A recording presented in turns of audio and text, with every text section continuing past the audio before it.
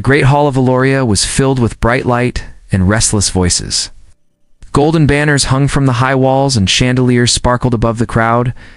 Noble families dressed in their finest clothes whispered to one another, waiting for the important moment. They had all gathered to see the choice the princess would make. The queen sat tall on her throne, her crown shining as the light caught it. Her expression was calm, but her eyes held a quiet strength. Beside her stood her daughter, Princess Leora. She wore a gown of deep blue silk that shimmered as she moved.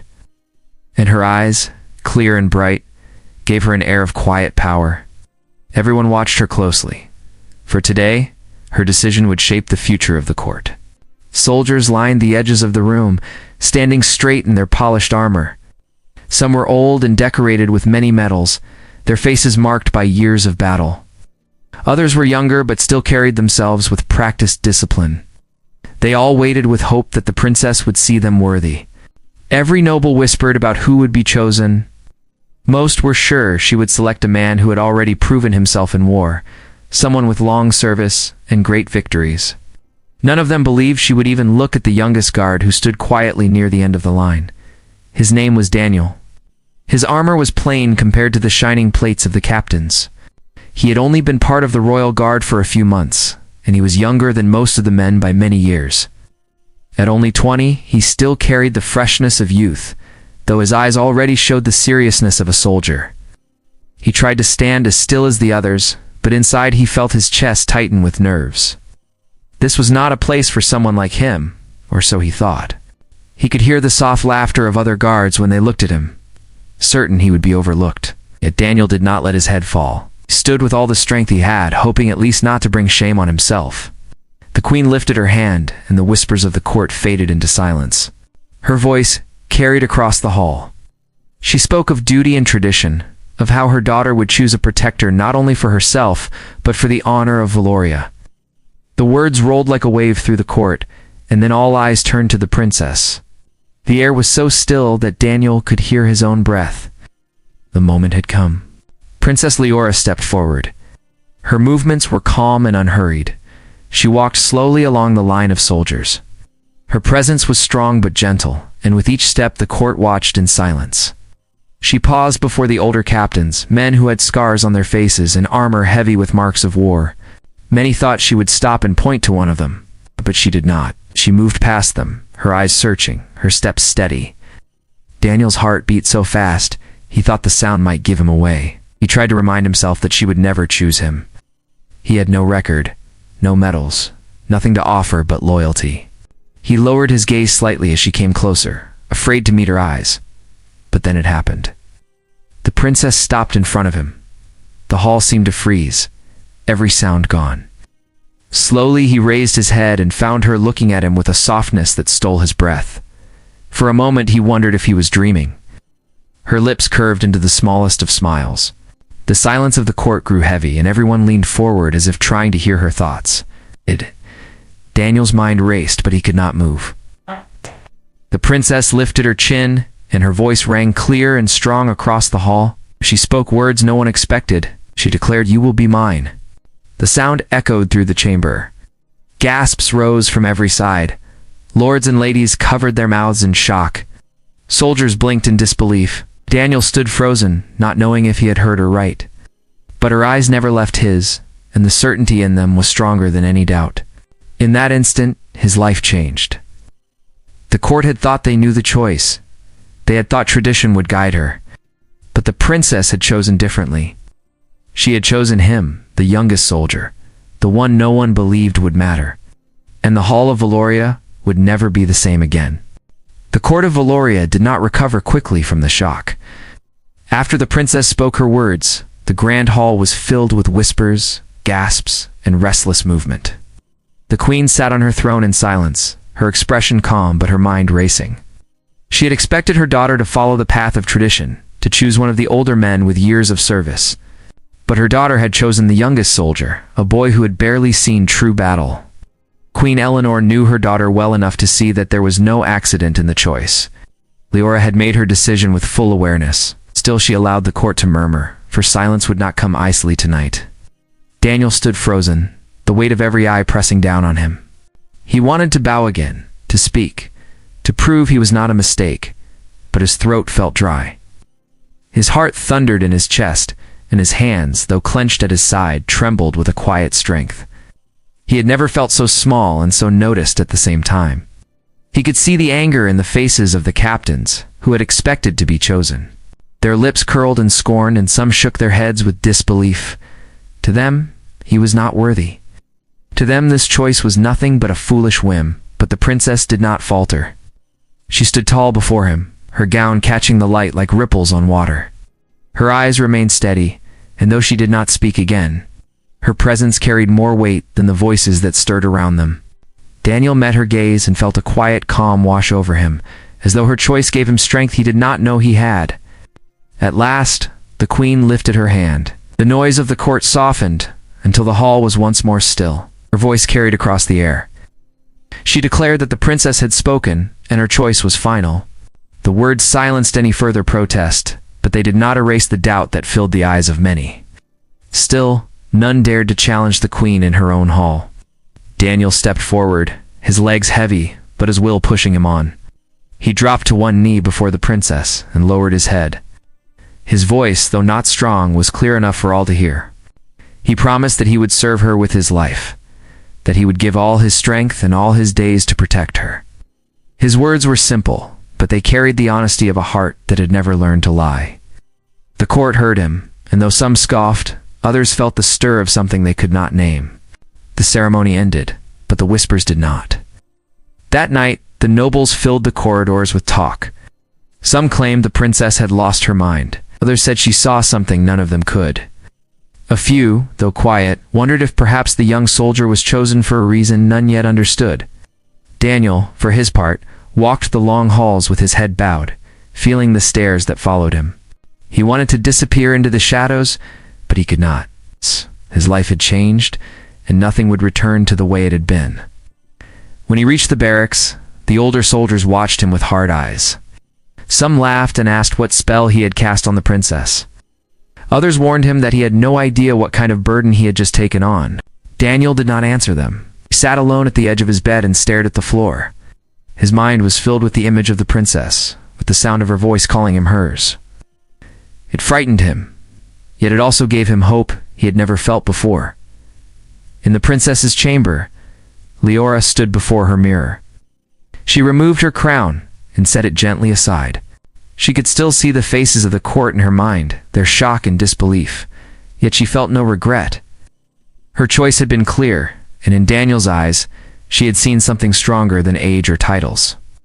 She had seen honesty, and she had seen courage that was waiting to awaken. She whispered softly to herself, words no one else could hear, and her reflection seemed to answer with silent approval. The night passed slowly, and Valoria did not rest easily. Some plotted, some doubted, and some dreamed of what was to come. But in the heart of the young soldier and the quiet resolve of the princess, a new story had already begun. It was fragile, but it carried the promise of fire. And though neither knew what storms waited beyond the walls of the castle, both felt that their paths were now bound together, for better or for worse. The morning sun rose over the towers of Valoria, painting the stone walls with soft light. The court was still restless after the ceremony, and rumors spread through every hall. Servants whispered of the strange choice, guards exchanged doubtful glances, and nobles spoke with hidden anger. Some believed the princess had acted on impulse, while others feared. She was challenging the very traditions that held the kingdom together. In the center of these whispers stood Daniel, now bound to the princess by her words and his own vow. Daniel woke early that morning, his mind heavy with the memory of what had happened. He walked to the training yard before most of the others had stirred. The air was cool, and the ground still damp with dew. He drew his sword and began his drills, every movement sharp and filled with quiet determination. He knew the eyes of the court would remain on him. He knew he had to prove himself worthy of the princess's choice. Each strike, each step, was made with the thought of her voice in his mind, the words she had spoken that changed his life forever. As he trained, an older soldier named Henry approached. Henry had fought in many battles and was respected among the guard. He watched Daniel for a time before speaking. His voice was not cruel but heavy with doubt. He told Daniel that the court was not kind to those who rose too quickly, that envy and pride would weigh on him more than steel ever could. Daniel listened quietly, then answered with honesty. I said he did not know why the princess had chosen him, but he would not fail her. Henry studied him a moment longer, then gave a small nod as if to say the boy's heart was true, even if his path would be hard. Meanwhile, the princess walked through the gardens with her maid, a gentle young woman named Clara. The flowers were in bloom, their colors bright in the sunlight, but even their beauty could not soften the questions Clara carried. She asked softly why the princess had chosen Daniel. The world expected her to choose a man of rank and power, not a young soldier with little name. Leora's answer was simple, but filled with certainty. She said that Daniel's eyes held no hunger for power, only honesty. She did not need a protector who wanted glory, but one who would stand by her for who she was, not for the crown she wore. Later that day, the queen summoned her daughter to her chamber. Queen Eleanor was not a woman easily swayed, and her gaze was sharp when she spoke. She asked Leora if she understood the storm she had created. She warned her that nobles would plot, soldiers would grumble, and rivals would see weakness in her decision. The princess met her mother's eyes without fear. She said that she understood, but she would not change her choice. Her voice was calm and her will was unshaken. The queen studied her for a long time, then sighed. "Okay." Though she did not say it, a part of her admired the courage her daughter carried. That evening, Daniel was called to the great hall once more. The nobles gathered again, their faces hard and cold. They wished to see the young soldier who had taken a place none of them thought he deserved. Some asked questions meant to shame him. They asked about his lack of victories, his youth, his plain family name. Daniel stood straight and answered as best he could. He did not boast, nor did he shrink away. He admitted he was young, but he promised that his heart and his life belonged to the princess and the kingdom. His words were simple, but they rang with truth. The court was not satisfied. Some turned away with sneers, others whispered in anger, but there were a few whose eyes softened. Out. They had seen the honesty in the boy's voice, even if they would not admit it. The princess stood at his side through it all, her presence a shield stronger than any blade. When one lord demanded she reconsider her choice, she raised her head high and declared that her word was final. Silence fell, for none dared to defy her openly. That night, as the torches burned low and the castle grew quiet, Daniel sat alone in the courtyard. He looked up at the stars, his sword resting beside him. He thought of his father's words long ago, that a man's worth was not measured by the years he lived, but by the truth of his deeds. He wondered what deeds lay ahead of him now. In another tower, the princess stood by her window, looking out at the same stars. Though they were apart, both carried the same thought in their hearts. The path was uncertain, the storm already rising, but neither would step back. The bond between them had been tested by doubt and anger, yet it held strong. And in the silence of the night, both knew that their story was only beginning. The days that followed the choice were heavy with tension. Every hall of the castle carried whispers, and every chamber was filled with talk. Many nobles were restless, and their pride was wounded by the decision of the princess. They had long planned for her to pick one of their sons or one of the celebrated captains. Instead, she had chosen Daniel, a soldier with no great name and no long history. For some, it was an insult. For others, it was confusion. Yet for Daniel, it was a weight that he carried with quiet strength. Each morning, Daniel trained harder than before. His sword cut through the air with focus, and his body grew stronger with each day. He rose before the others, and when the sun was high, he was still at work, his armor soaked with sweat. Some of the guards mocked him behind his back, saying he trained like a boy desperate to prove himself. Others watched in silence, their doubt mixed with a touch of respect. Daniel did not answer their words. He only pushed himself further, knowing that the princess's faith in him was the reason he had to keep going. Princess Leora often watched from the edge of the training yard, her gaze calm and steady. She said little, but her presence gave Daniel strength. When he faltered, he would catch sight of her and find the power to continue. Their bond grew in silence without words, but it grew stronger than the noise of the court. He did not seek glory, and she did not seek tradition. Together they stood apart from the crowd, bound by a choice that had shaken the kingdom. But beyond the walls of the castle, trouble was rising. Raiders from the northern hills had begun to attack villages on the border. Messengers arrived with grim reports, and the council met in secret to speak of war. Many lords believed this was proof of their fears. They said the kingdom needed strong captains, not untested boys. They whispered that the princess had endangered them all. Some even began to plot against Daniel, hoping to shame him or remove him quietly. Yet the queen's command still held weight, and open defiance was dangerous. One evening, as the sun set and the sky burned red, Daniel was summoned to the council chamber. The long table was filled with lords, generals, and the queen herself. Princess Leora sat at her mother's side, her hands folded neatly in her lap. When Daniel entered, many eyes turned on him with cold judgment. A general named Lord Marcus rose and spoke harshly, said the boy was too weak, too young, and too foolish to guard the princess in such dark times. He demanded that the choice be undone.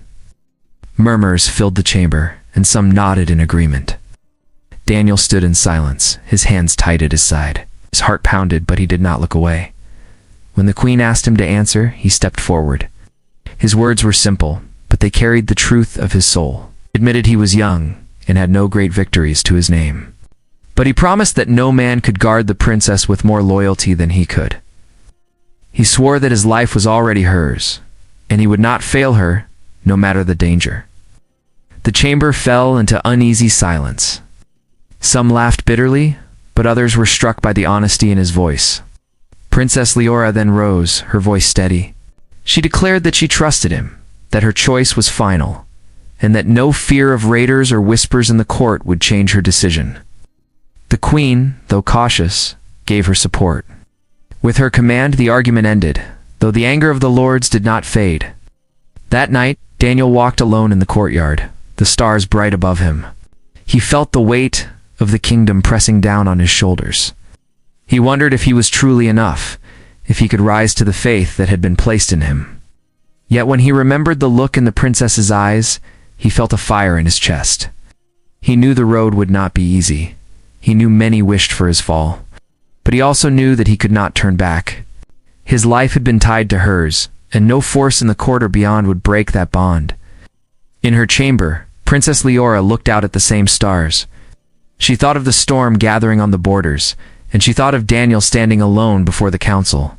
She did not see weakness in him. She saw courage waiting to grow like a flame in the dark. And she whispered softly to herself that the day would come when the court would understand. Until then, she would stand by him, no matter the cost. The night closed around the castle, and with it, a sense of destiny began to take root. Quiet, but unshakable. The storm that had been whispered about finally came. Messengers arrived at the castle gates with dust on their cloaks and fear in their eyes. Villages on the border had been burned, and the raiders grew bolder with each passing day. The council gathered in urgency, and the queen commanded that an army be prepared. The nobles spoke in loud voices, some calling for stronger walls, others calling for swift punishment. But through all their words, one truth became clear. The kingdom was at war. Daniel trained harder than ever as soldiers readied their weapons and blacksmiths worked without rest. He felt the eyes of the court on him wherever he went. Some still doubted, some still mocked, but others began to watch him with quiet curiosity. He carried himself with a calm resolve, and his presence near the princess was constant. He had promised her his life, and now he would be tested. On the eve of the march, the princess found him in the courtyard. The night was cool, and the torches flickered in the wind. Daniel stood with his sword at his side, his face thoughtful as he looked up at the stars. When she approached, he bowed, but she lifted her hand to stop him. She told him softly that tomorrow would change everything. She asked if he was afraid. Daniel answered honestly. Said he was afraid, but his fear would not control him. Said his only purpose was to guard her, no matter what the cost. The princess looked at him for a long moment, and then, with a voice barely above a whisper, she said she believed in him. The next day, the army marched from Valoria. The sound of drums echoed against the hills, and the people lined the streets to watch them pass. Daniel walked beside the princess's carriage, his armor shining in the morning light. Some in the crowd jeered, but others cheered. Children pointed at him with wide eyes, whispering that he was the one the princess had chosen.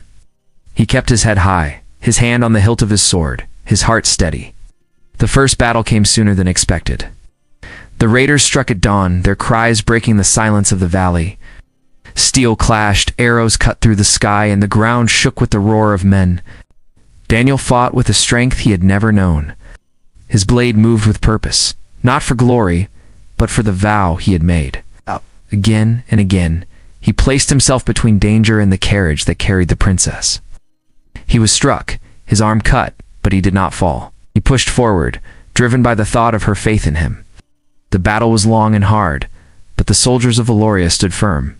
Under the queen's banners, they drove the raiders back, and the sun rose high, the field was theirs. The nobles cheered their victory, but many of them found their eyes turning toward Daniel. They had seen him fight, not with the skill of long years, but with a courage that refused to break. He was no longer only the youngest soldier. He was the one who had kept his word when the storm came. That evening, as the campfires burned and the wounded were tended, the princess walked among the soldiers. When she came to Daniel, who sat with his arm wrapped in cloth, she knelt beside him. The men around them fell silent as she thanked him for his courage. Her voice was steady, but her eyes carried warmth that reached into his heart. Daniel lowered his head, saying he had only done what he promised. She smiled and told him that was enough. The days that followed brought more battles, more trials, and more doubts. But through them all, Daniel remained at her side, and the princess never wavered in her choice. The court would continue to whisper, nobles would continue to plot, but the truth was now plain for all to see. The bond between them was unbroken, and in that bond there was strength that no blade could cut. When the army returned to Valoria, the people lined the streets once more. This time their cheers were louder, their voices filled with hope. They'd seen the young soldier who had stood where others doubted he could. They had seen the princess who stood by him without fear. The court, though proud and stubborn, could no longer deny what their eyes had witnessed. Something new had begun in the kingdom. That night, in the quiet of the castle, Daniel stood once more beneath the stars. The princess joined him, and together they looked out over the city. Neither spoke for a time, but the silence between them was full of meaning. At last she turned to him and said the words once more, soft and certain. She said, "You will be mine." Daniel bowed his head, his heart full, and he knew the truth of it. Whatever storms lay ahead, he would not stand alone. The story that began with doubt and whispers had become a bond strong enough to change the future of Valoria forever.